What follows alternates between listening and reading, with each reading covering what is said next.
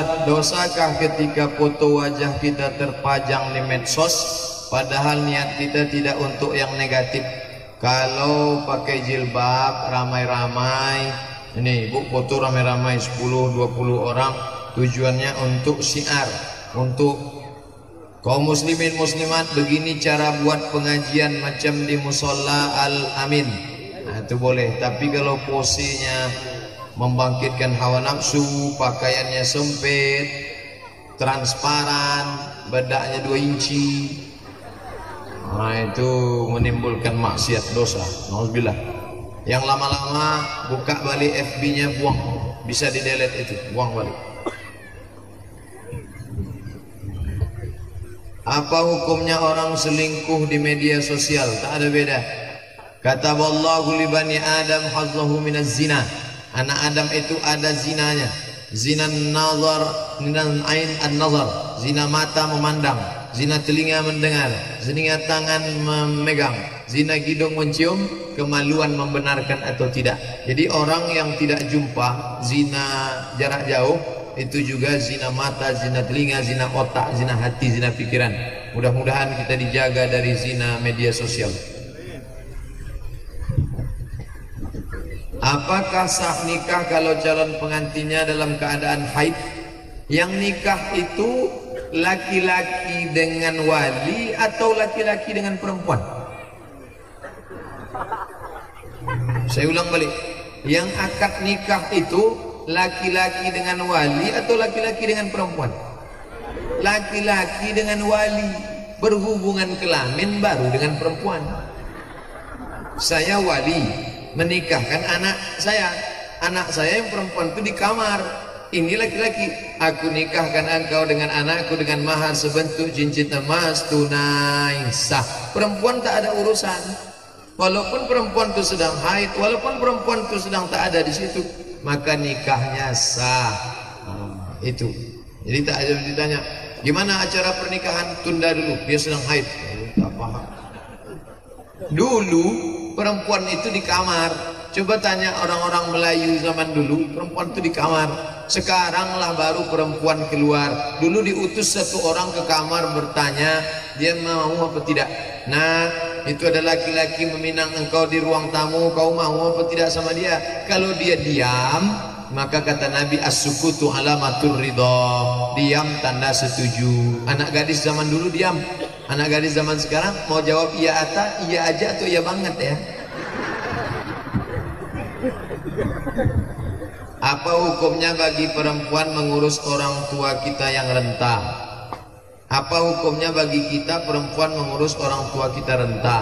Apa jalan keluarnya jika suami tidak menyetujui orang tua berada di rumah kita? Oh, Masya Allah.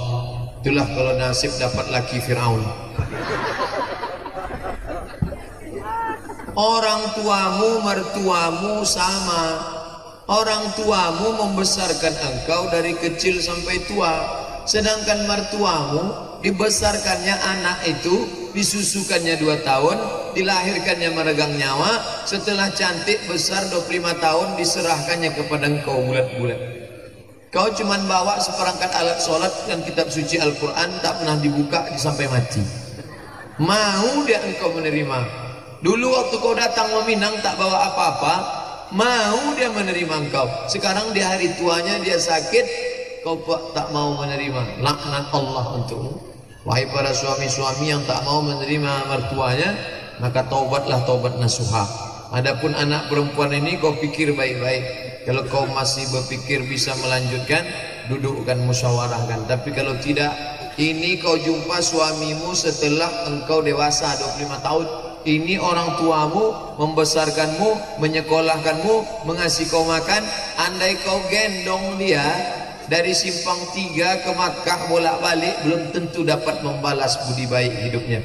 Oleh sebab itu maka taat kepada suami selama tidak melanggar hukum Allah. La ta'ata li makhluqin fi ma'siyatil khaliq. Tidak ada ketaatan kepada makhluk kalau menyebabkan dosa kepada Khaliq Allah Ta'ala.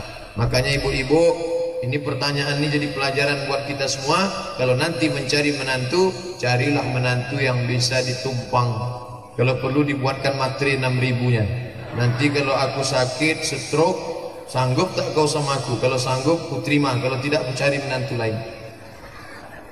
Di media sosial selalu kita lihat begitu terbukanya masalah-masalah. Masyarakat kecil tak bisa menanggapi karena itu menyangkut dengan pemimpinan kita. Bagaimana jaga agar suara rakyat kecil bisa didengar? Karena rakyat kecil ini kami rasa cukup bijak menanggapi. Kalau tak tahu nanya, masuk ke dalam biar jangan. Fas'alu ahla zikri in kuntum la ta'lamun. Saya kalau sudah cerita masalah mobil, masalah motor, masalah listrik, saya tak paham, saya jahil.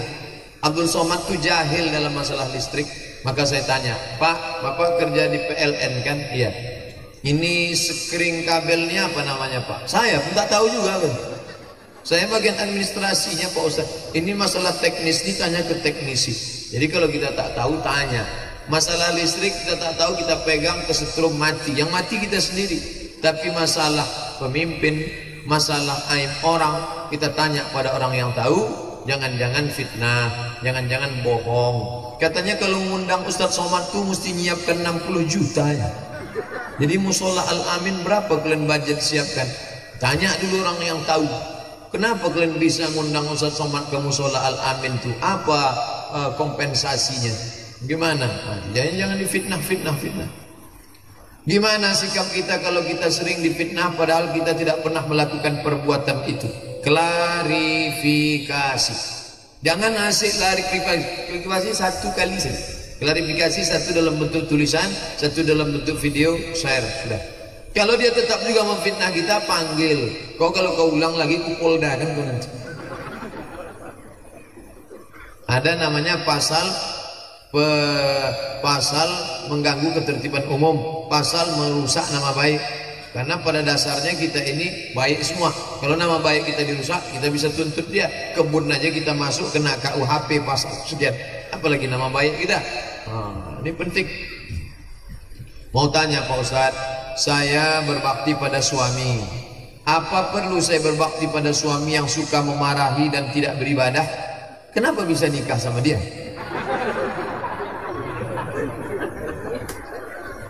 Kenapa bisa nikah sama dia tak beribadah? Jelas-jelas dulu pacaran 2 tahun. Apa saja selama 2 tahun itu? 2 tahun kenalan semuanya penceritaan, pencitraan, pembohongan publik. Selama 2 tahun itu apa saja yang kalian bicarakan? Makanya pacaran tak perlu lama-lama. Yang penting ta'aruf, kenal, tengok dia. Taat beribadah, baik agamanya, baik akhlaknya, terima dia. Kalau tak baik, cari yang lain. Bunga bukan setangkai kumbang, bukan seekor, patah tumbuh hilang berganti, hilang satu tumbuh seribu. Ini dipertahankan juga sama laki hantu. Banyak laki-laki yang lain. Tapi kalau sudah sempat menikah, tak bisa diulang balik, maka ibu-ibu punya 6 wali. Wali ibu ada 6. Ayah, atuk, abang, adik, pakcik, abang ayah, adik ayah. Dudukkan dia. Babi hutan. Ini anak kemanakan kami ini bukan kau jumpa di tepi parit. Ini orang baik solehah. Dulu SD-nya agama, SMP agama, aliyah, pesantren, kuliahnya baik. Tiba-tiba kau tak sembahyang. Kenapa bisa begini? Kau mesti perbaiki akhlakmu. Kami dulu salah fit and proper test. Inilah sebabnya. Jangan didiam-diamkan. Perempuan jangan diam, stres mati. Jangan diam, mengadu ke wali. Bagaimana cara kita menyikapi situasi saat ini di Indonesia? Apakah cukup dengan mendoakan saja? Bagaimana menyikapi pemimpin penguasa saat ini? Dengar baik-baik, pandang baik-baik. Kalau dapat berita cerna baik-baik, tanya ulama ustadz-ustadz kita pakai sistem demokrasi, bukan kerajaan. Kalau kerajaan tunggu sampai mati baru naik anaknya, mati anaknya baru baik cucunya, mati cucunya naik cucunya. Kalau kita tidak, 5 tahun sekali ganti bupati, ganti wali kota, ganti gubernur, ganti legislatif, ganti DPR, ganti DPD, ganti presiden, ganti wakil presiden. Kita berhak untuk menetapkan atau mengganti. Kita berhak untuk mencalonkan diri atau mencalonkan orang lain. Itu diatur dalam Negara Kesatuan Republik Indonesia. Oleh sebab itu, gunakan telinga, gunakan mata, jangan sampai golput. Jangan sampai golput. Gunakan suara. Hindari penistaan agama, hindari penebar kebencian, hindari menebarkan berita hoax. Tetap gunakan suara, pakai telinga, pakai mata, istikharah. Usolli sunnatal istikharah politik lillah ta'ala. Saya sedang mengerjakan sholat isya. Ada orang memanggil tamu. Bunyi, bolehkah kita membatalkan sholat? Atau bolehkah kita batuk-batuk tanda memberitahu bahwa kita sedang sholat? Allahu Akbar. Datang tamu. Assalamualaikum. Assalamualaikum. Bismillahirrahmanirrahim. Itu tanda kita sedang sholat. Nah, lalu kemudian salam itu hanya boleh 3 kali. Idza sallama ahadukum salasan. Kalau kamu salam 3 kali, falam yu'dzan, tidak dibukakan pintu, falyarji, pulanglah. Kalau sudah 3 kali salam tak dibukakan pintu, baliklah. Begitu juga untuk miss call. Asal 3 kali miss call tak diangkat, berhentilah. Ini sampai 10 kali miss call. Ujung-ujungnya boleh minta jadwal Pak Ustaz. Apa hukumnya orang yang dinikahkan dalam keadaan hamil di luar nikah? Ini namanya mencoblos sebelum hari H. Perempuan yang hamil dicari laki-laki yang menghamilinya. Kau menghamili dia? Iya Pak, nikah. Kunikahkan engkau dengan mahar sebentuk cincin emas tunai, sah. Nikahnya sah. Yang jadi masalah, muncul 4 masalah. Pertama, kalau anak itu lahir tak boleh pakai bin bapaknya. Jadi bin apa? Bin emaknya. 2, kalau anak ini nanti mati, si bapak tak dapat harta warisan. Kalau si bapak mati, si anak tak dapat warisan. 3, kalau si anak ini laki-laki, setelah nikah lahir adiknya perempuan. Nanti adik yang perempuan ini kalau nikah tak bisa diwalikan si abang. Karena mereka bukan saudara seayah tapi saudara seemak. Saudara seemak tak bisa jadi wali. 4, kalau anak nanti lahir perempuan, cantik, dewasa, dipinang orang, si bapak tak boleh jadi walinya. Walinya wali hakim. Wali hakim Pak Kuat. Ingat itu baik-baik. Kalau dulu mana tahu hamil model begitu. Zaman dulu nikah Januari, akikah bulan Desember. Sekarang enggak, nikah Januari, April, akikah. Apa hukum yang menikahkan dan menjadi saksi? Hukum menikahkan sah, hukum menjadi saksi sah, tak jadi masalah. Kalau anak, makanya Pak Kuat tak pernah nanya-nanya. Pernah tak Pak Kuat nanya, kau hamil atau tidak? Mana surat scan bukti tak hamil? Tak ada. Kalau anaknya lahir perempuan, siapakah yang menjadi wali nikahnya? Wali hakim. Pak Sultan waliun man la waliyalaha. Wali hakim jadi wali bagi perempuan yang tak punya wali. Ini anak saya Pak Ustaz. DNA-nya sama, air liurnya, darahnya, rambutnya sudah kami periksa di Singapura sama. DNA tak laku Mas Bro. Ustaz, apa hukumnya perempuan yang sholat menggunakan mukena tipis transparan? Alasan mereka kan pakai bajunya nggak masalah. Kan pakai baju yang nggak masalah. Sementara auratnya sebagian terlihat. Syarat sahnya sholat menutup aurat. Kalau aurat tak tertutup maka sholatnya batal. Ini tak hanya bagi perempuan, laki-laki juga. Laki-laki tertutup dari lutut sampai ke pusat. Ini sekarang banyak anak-anak muda celananya jeans pendek, baju kaos, ketika sedang rukuk nampak lubang cilik. Saya kalau nengok anak muda sholat depan 3 hari saya tak lalu makan. Udahlah punggung hitam tunjuk pula muka. Kalian pakai celana panjang, pakai ikat pinggang, baju ni turun ke bawah, tutup dia. Yang pakai. Kalau laki-laki mau perempuan asal terbuka aurat batal sholat. Karena syarat sahnya sholat menutup aurat. Bagaimana Allah mengatur rezeki orang yang baru menikah? Karena saya mau menikah Ustaz, mohon dijelaskan. Wa ma min dabbatin fil ardi illa 'ala Allah rizquha. Setiap yang melata di atas muka bumi ini dijamin Allah rezekinya. Dia tak bisa hidup di atas tanah karena tak punya kulit. Tak ada kulitnya. Kalau hidup dia di atas tanah mati kena cahaya matahari. Hidup di dalam tanah. Kulit tak punya, kaki tak punya, telinga tak punya, mata tak punya, tapi tetap hidup juga. Siapa itu? Cacing. Cacing dikasih Allah satu cuman penciumannya tajam. Kalau mati Abdul Somad dikubur di sini, busuk, Jarak 1 kilometer cacing-cacing sudah mencium baunya. Begitu cacing mencium bau, dikasih tahunya sama yang lain, hai bro, brownies sudah siap. Asal mau bergerak maka rezeki datang. Idza tawakkaltum 'ala Allah haqqa tawakkulih, kalau kau bertawakal kepada Allah sebenar-benar hakikat tawakal, la razaqakum kama ruziqat thair, kamu diberi Allah rezeki macam burung diberi rezeki. Burung pergi pagi pulang petang, pergi kosong pulang perut berisi. Tak pernah burung diam-diam aja di dalam sangkar. Kenapa kau tak pergi? Ya kalau dapat, kalau tak dapat. Maka begitu juga Ustadz Somad, saya diundang buka bersama di Hotel Pangeran, di ruangan convention hall. Ustadz Somad dulu pertama kami menikah, kalau bertamu ke rumah orang, orang tutup pintu karena dianggapnya kami mau minjam beras. Tapi sekarang coba tengok Ustadz, kekayaan kami ini, rezeki luar biasa. Jadi menikah rezeki pertama sendiri, kalau sudah menikah ada rezeki istri, kalau sudah punya anak ada rezeki anak, rezeki suami, rezeki istri, rezeki anak. Oh, itulah alasan orang menambah buka cabang satu lagi, Pak Ustaz. Ibu janganlah marah. Ibu ini kadang kalau gini sih ceramah balik aja lah. Jangan. Ada apa dengan paytren? Sebab ada video 2 orang ustadz mengatakan paytren itu haram. Maka MUI sudah mengeluarkan fatwa. Saya komisi fatwa MUI. Kita ikut ati Allah, taat Allah, wa atiur Rasul, taat Rasul, wa ulil amri. Ulil amri ulama kita majelis ulama Indonesia. Ikuti fatwa. Ibu, bapak nanti pulang dari sini pergi ke toko buku, beli tebal kumpulan fatwa-fatwa MUI sejak 1975 sampai sekarang. Ada. Katanya Ustadz akan melanjutkan S3 di Maroko, apa betul? Kami sedih dan takut. La tahzan, don't be sad, jangan sedih.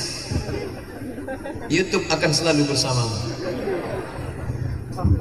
Saya terdaftar S3 di Sudan, bukan Maroko. S1 Mesir, S2 Maroko, S3 Sudan. Nanti titel saya Abdul Somad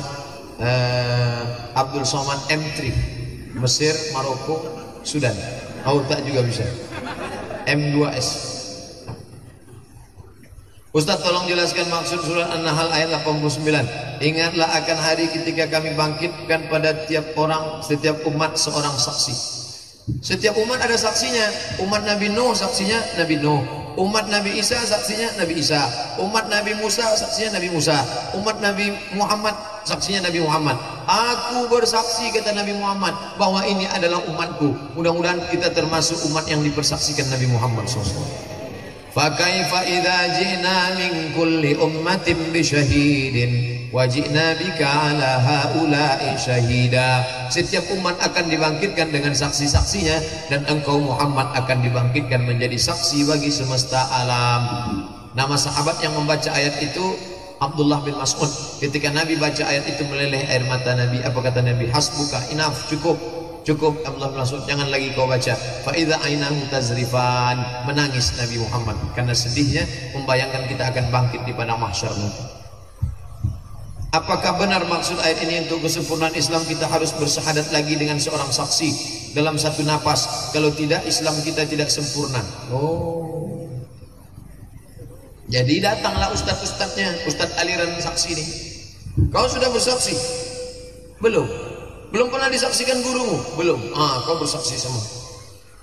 Jadi datang jamaahnya ke saya, Ustadz Somad, Ustadz mesti bersaksi ke guru kami. Kau bawa guru kau itu kemari biar ku syahadatkan balik. Mana guru-guru? Bawa kemari biar ku syahadatkan balik. Saya bersanad saksi saya sampai ke Nabi Muhammad SAW. Dari guru saya sampai ke Nabi SAW. Saya dipasangkan sorban ke kepala saya oleh Sayyid Ahmad bin Muhammad bin Alawi bin Abbas Al-Hasani Al-Maliki. Dia dipasangkan oleh ayahnya Sayyid Muhammad bin Alawi bin Abbas Al-Hasani Al-Maliki. Dia dipasangkan oleh datuknya Sayyid Alawi bin Abbas Al-Hasani Al-Maliki, sampai kepada Sayyidina Al-Husain, sampai kepada Sayyidina Ali, sampai kepada Sayyidina Muhammad sallallahu alaihi wasallam. Guru kau tu mana sanadnya? Mari biar ku Islamkan. Kalau perlu ku sunatkan dia sekali lagi. Ini penipu atas nama agama, dibodoh-bodohinya. orang-orang yang tidak pernah belajar agama, insinyur, dokter, jahil dalam bidang agama, dibodoh-bodohi. Bapak dokter pernah bersyahadat, bapak insinyur pernah bersyahadat, bapak pernah bersyahadat. Orang yang tak ngaji bodoh.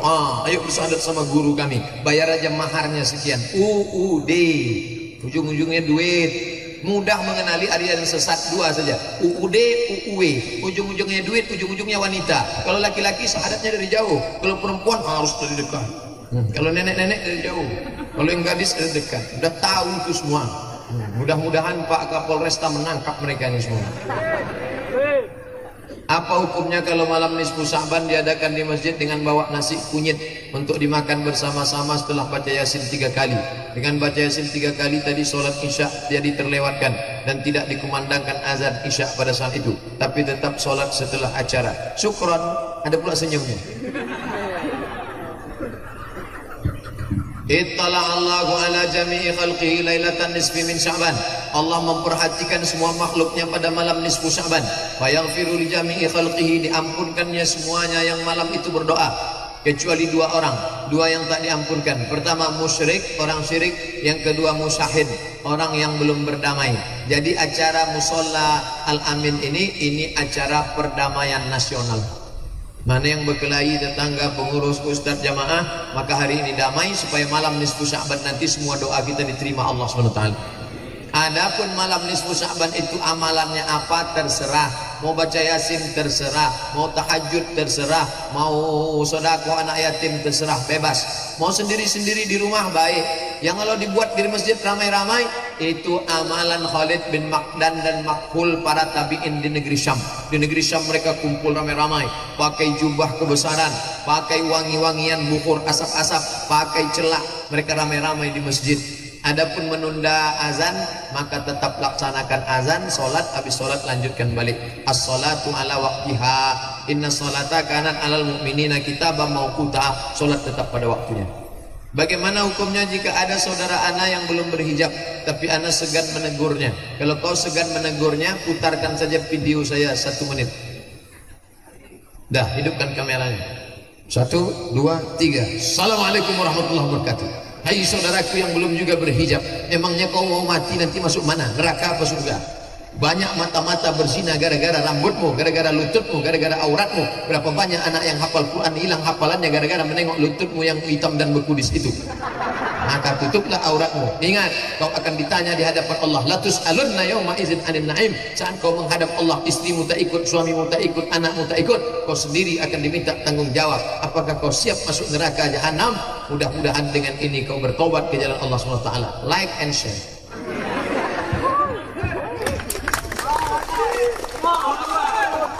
Kita dizolimi, difitnah, disakiti, tapi kita berusaha untuk berbuat baik. Apa yang bisa menyadarkan orang seperti itu, Pak Ustadz? Doa. Doa kau tiap malam. Kalau kau dilemparnya pakai batu, lempar dia pakai bunga. Sudah 2 kali saya dilemparnya Pak Ustadz, gue lempar dia pakai bunga 2 tangkai. Untuk kali yang ketiga, yakinkan potnya ikut sekalian. Ya Allah, ini orang selalu memfitnah-fitnah aku, menuduh-nuduh aku. Lapangkan hatinya, tiupkan angin kesadaran untuk dia ya Allah. Tiupkan angin kesadaran ke hatinya ya Allah. Kalau dia tak sadar-sadar juga, tiupkan angin puting beliung sekalian. Rata dia dengan tanahnya ya Allah. Jangan, tak boleh mendoakan yang tak baik. Kita selalu mendoakan yang baik, Pak. Tengok Nabi patah giginya, berdarah pelipisnya. Apa doa dia? Allahumma hdi qaumi fa innahum la ya'lamun. Berikanlah hidayah pada kaumku, mereka buat salah karena tak tahu. Ceramah agama diikuti, pengajian juga, tapi perilaku kita kok tak berubah-berubah. Apa karena metode dakwahnya yang tak tepat? Nyindir saya tuh. Nampaknya tak ke Al-Amin lagi ya. Sakit hati orang bertanya. Kau mau metode dakwah model apa lagi? Ceramah udah, tanya jawab udah, takkan ku kontrol sampai ke kamar mandi. Hanya kerja lain lagi. Ceramah udah, menjawab aspirasi sampai setong ini kesalah juga lagi. Wah, mencari marah nih. Ustaz katanya harus sabar. Oh iya lupa. Marilah kita sabar. Walaupun kita disihir, sabar. Pokoknya jangan pernah berhenti menasehati orang sampai mati. Bagaimana Nabi Muhammad mengajak pamannya menjelang sakratul maut. Kalau ada kawan kita itu jahat, pecandu, peminum narkoba, saat dia mau mati, kita tetap bisik ke telinganya, la ilaha. Udahlah tadi mati lampu, sekarang datang pula pilot mengganggu. Tak tahu mereka hari ini kita acara pengajian. Nah, bawa agak jauh deh sedikit. Andai ada pecandu, peminum, pemabuk, pengadat, bezina, mau sakratul maut, apakah kita diam aja kita tengok? Kita bantu dia syahadat kan? Kita bantu dia syahadat. Tiba-tiba datang, gimana Pak Ustaz kita? Biar aja, biar rasakan ya. Nah, kalau rasakan, mati lah, mati. Tak boleh dendam, tetap kita bisikkan la ilaha illallah. Jangan dendam, tak boleh dendam kesulitan. Assalamualaikum Ustaz, saya mau tanya, gimana hukum kalau kita minta diruqyah? Boleh tak kita minta diruqyah? Boleh. Apa salahnya? Katanya kalau minta diruqyah nanti tak termasuk dalam golongan yang tidak dihisab 70. Itu ada sebabnya. Pertama, dia meyakini ruqyah itu yang menyembuhkan dia. Kedua, dia meyakini orangnya. Ketiga, ruqyahnya bercampur dengan ruqyah syirik. Adapun kita sedang sakit minta diruqyah, boleh. Tolong ruqyah aku, minta ruqyah. Pergi ruqyah ke Masjid Al-Falah, Jalan Sumatera, jumpai namanya Ustadz Saifullah. Nanti di ruqyah, ada ruang situ. Ruqyah ada, bekam ada. Di rumah sakit ibu dan anak Zainab. Ingat ibu, ingat anak, ingat Zainab. Di lantai bawah ada ruqyah, ada bekam, ada juga sengatan lebah. Kawan saya kena asam urat, disengat lebah lutut. Lebah hidup itu dicucukkan ke dalam. Gimana rasanya bang? Susah diungkapkan dengan kata-kata. Kau coba aja lah. Ustaz, menurut Ustaz gimana tentang musik? La ilaha illallah. Itu aja lah belakang. Coba tulis di YouTube tuh, somat musik. Berserak-serak video. Somat musik. Ini tak punya paket nih. Kalau musiknya baik maka baik, kalau musiknya tak baik maka tak baik. Musik ngajak nikah baik, barakallahu lakuma wa baraka alaikuma wa jama'a bainakuma fi khair. Baik. Musik anak-anak kita tadi baik, lagu-lagunya bagus, apa salahnya? Musik mengajak jihad, Khaybar ya Yahud, Jaish Muhammad sawfa yaud, bagus. Atau musik mengingatkan kita pada mati, bagus, apa salah? Musik ingatkan kita pada Nabi sallallahu ala Muhammad sallallahu alaihi wasallam sallallahu ala Muhammad sallallahu alaihi wasallam. Sejuk hati orang mendengarnya. Aku kalau sudah dengar Ustadz berselawat sejuk aku rasa. Kenapa? Dekat dari kipas angin.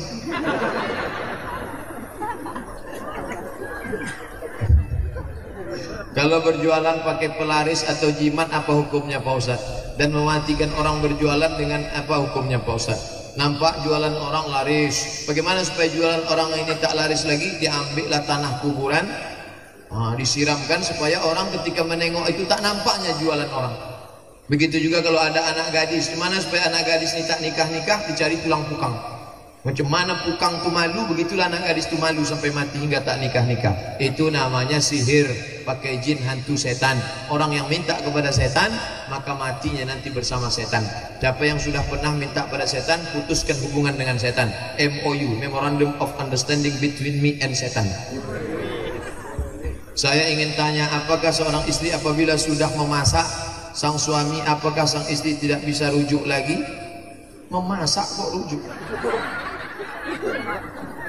Apabila seorang istri apabila sudah memasak sang suami, kalau laki-laki mencerai namanya tolak. Kalau perempuan menggugat namanya khulu'. Kalau hakim memisah namanya fasah. Ini salah nih. Kalau laki-laki mentolak, mencerai namanya tolak. Kalau perempuan minta pisah namanya khulu'. Kalau laki-laki menjatuhkan namanya fasah. Talak satu, talak dua masih bisa balik. Gimana cara baliknya Pak Ustaz? I back to you my dear. baliklah tuh dah, dengan syarat iddah belum habis. Iddahnya berapa? 3 bulan. Kalau iddah sudah habis, ulang akad balik macam nikah dulu, pakai 2 saksi, pakai wali, pakai mahar, pakai ijab, pakai qabul, ulang balik. Itulah namanya pengantin baru stok lama. Bagaimana sikap kita, apa harus kita lakukan terhadap saudara kita yang di Palestina? Kirimkan duit. Kami mengumpulkan dana untuk Palestina ini berjuta-juta sudah. Dari mulai tembilahan sampai ke bagan siapi-api, sampai mobil terbalik dulu mengejar pagi subuh, mengejar duit untuk dibawa ke Palestina. Some organizer kumpulkan duit. Yang tak sanggup ngasih duit, maka berdoa. Saya tak pernah berhenti doa tiap khutbah Jumat. Allahumma ansur ikhwanana al-mujahidin fi Palestin. Awak doa Palestina, dia tidur. Waktu ditanya, kau kenapa tak ikut doa tadi? Saya sudah ke Palestina tadi sebentar, bos. Bagaimana menyikapi isu-isu yang terjadi tentang banyaknya yang ingin memecah belahkan umat Islam? Apakah di situ ada unsur politiknya? Tak usah terlalu banyak cerita macam-macam. Yang penting kau datang aja ke masjid. Datang ke masjid, sholat berjamaah, ikut pengajian. Kalau sudah kita bersatu begini, ada yang bisa memecah belah kita? Mana ada? Kuat persatuan kita, tak ada yang bisa mecah belah. Orang yang bisa dipecah belah itu kalau yang datang jarang-jarang ke masjid. Sering ke masjid, jumpa Pak Ustadz, jumpa Pak Lurah, jumpa Pak Camat, jumpa Pak Polres, jumpa Pak Polsek. Insya Allah tak ada yang bisa mecah belah kita. Kenapa? Karena persatuan kita kuat. Siapapun isu-isu internet padam kalau kita terus jamaah. Tadi subuh di Masjid Islamic Center Bangkinang, melimpah ruah jamaah, luar biasa. Ini pula di musola, ini kita disatukan oleh masjid. Apapun mazhabmu, apapun aliranmu, apapun ormasmu, engkau tetaplah saudaraku. Asyhadu an la ilaha illallah wa asyhadu anna Muhammadan Rasulullah. Main kan? Saya sebagai perawat di rumah sakit, saya sering kali menyaksikan pasien sakratul maut. Bagaimana tindakan saya terhadap keluarga pasien dan pasien tersebut? Ini kepala pasien, ya. Ini kakinya, ya. Mana telinganya sebelah kanan? Bisikkan ke telinga sebelah kanan. La ilaha illallah. Belum lagi gitu deh. Tunggu sakit parah. Ini baru demam-demam puyuh dan ini. Udah agak-agak parah baru. Nanti lidah tuh memendek ke dalam. Lidah ini tidak menjulur gini kan. Memendek dia ke dalam. Itulah hebatnya Allah. Mengucapkan la ilaha illallah tak perlu pakai bibir. Kalau menyebut nama somat pakai bibir, somat, masjid, musola. Tapi kalau la ilaha illallah tak perlu pakai bibir, mulut ternganga, lidah di dalam. La ilaha illallah. Nampak bergerak anak lidah. La ilaha illallah, bergerak dari dalam. Kalau sudah bergerak sekali jangan kacau lagi. Satu orang memantau, nampak diam. Tapi kalau ada dia meracau-racau, oh berapa harga sawit sekarang? Bisik lagi, la ilaha illallah. Tolong gelang sama cincinku jangan kasih menantuku, kata dia. Bisik, jangan lagi Pak Cik, bisik la ilah. Sampailah dia mati dalam keadaan husnul. La ilaha illallah, menggeleng. La ilaha illallah, menggeleng juga. Ambil HP, tunjukkan gambar. Ini kan? Ya. Gambar apa kau tunjuk? Bala 6. Itu ditunggunya dari tadi rupanya. Ini kan? Iya kata dia. Masuklah gol. Pak Ustadz, apa hukumnya seorang anak dianjurkan kalau ada anaknya situ baca Yasin? Buka tafsir Ibnu Katsir. Orang sakratul maut bagus dibaca kayak Yasin supaya cepat matinya. Yasin wal Qur'anil Hakim innaka laminal mursalin ala siratim mustaqim. Pelan-pelan baca, turun rahmat Allah, cepat dia mati. Tapi jangan gara-gara ini pula nanti balik abang tuh terlambat bangun tidur, bacakan Yasin. Yasin. Oh, mau cepat kau aku mati ya, kata abang.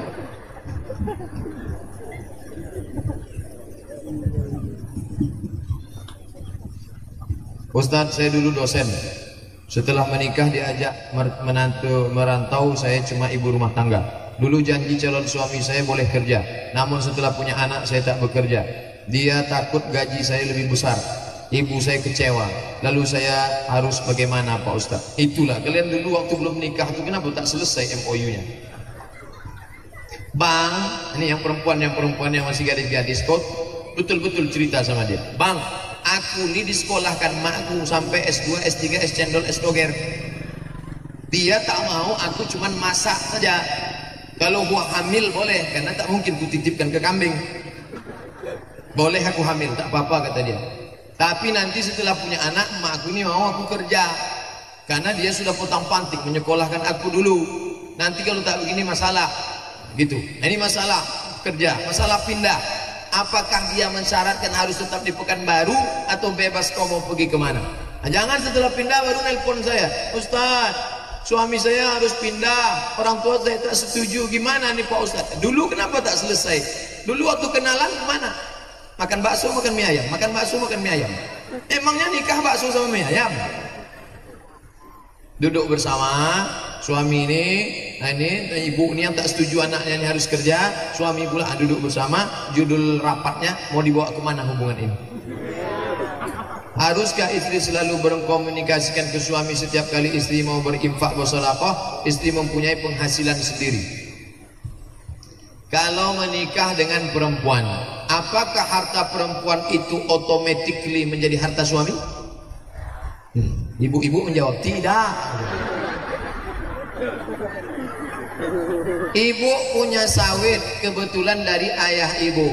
Ibu punya ruko kebetulan dari emak ibu. Ibu sendiri pekerja pegawai maka punya tabungan.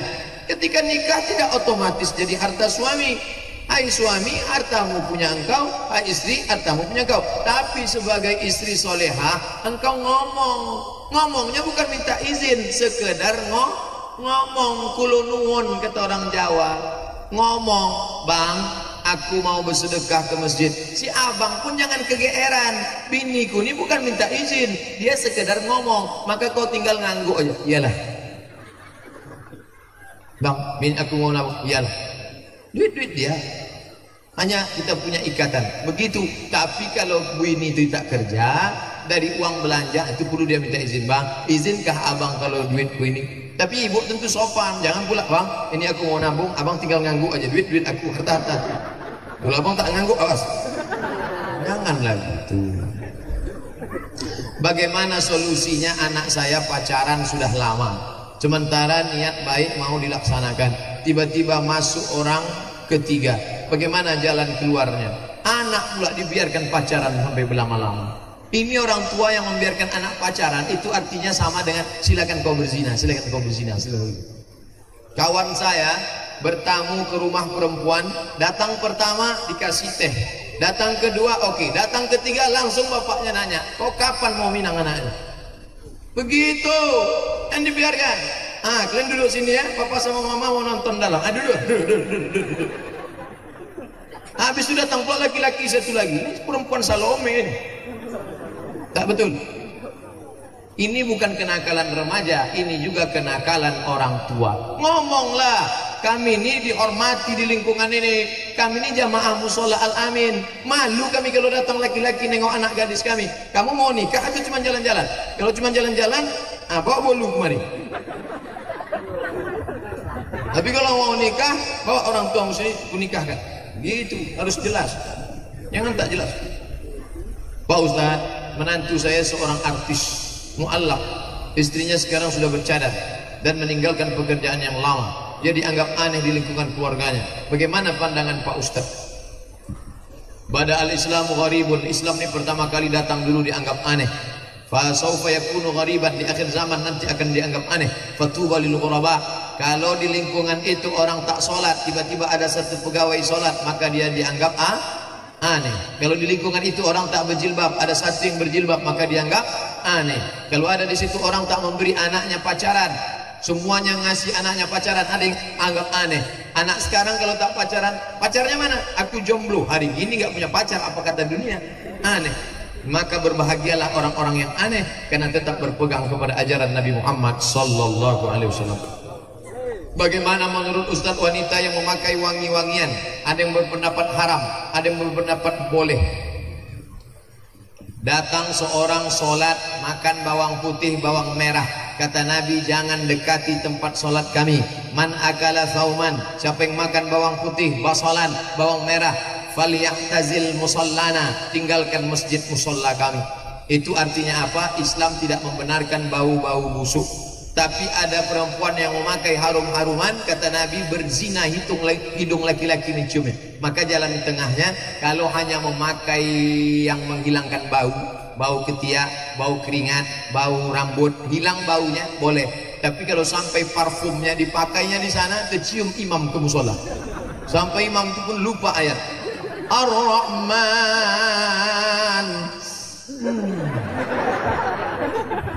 Ibu pakai saja yang menghilangkan bau, bau kaki, bau lutut, bau pubis, bau kepala, bau ketiak, bau macam-macam, menghilangkan bau. Tapi sampai berlebih-lebihan over, ada tuh parfum kalau dipakai turun bersayap-sayap malaikat berjatuhan. Ada kan?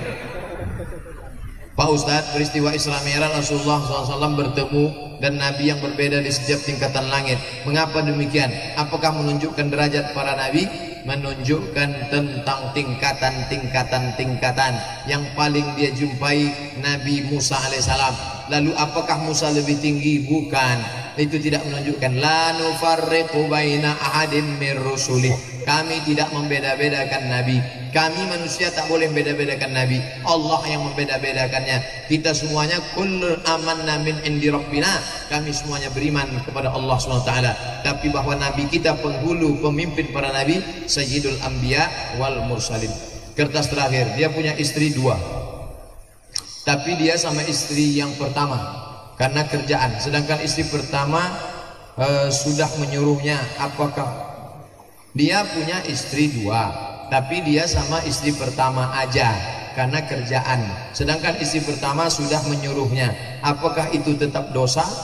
Orang yang tidak adil sama istrinya nanti di akhirat bangkit hari kiamat bahunya mereng sebelah. Kalau nanti pas kita bangkit dari kubur nampak mereng, kaulah yang dulu itu kan. Mudah-mudahan bapak menjadi orang-orang yang adil di antara istri-istrinya. Tak ada yang berani mengaminkan. Ala hazihin niyah al-Fatihah. A'udzubillahi minasyaitonir rajim. Bismillahirrahmanirrahim. Alhamdulillahi rabbil alamin. Arrahmanir rahim. Maliki yaumiddin. Iyyaka na'budu wa iyyaka nasta'in. Ihdinas siratal mustaqim, siratal ladzina an'amta 'alaihim ghairil maghdubi 'alaihim waladdallin. Amin. Allahumma barik lana fi Rajab wa Sya'ban.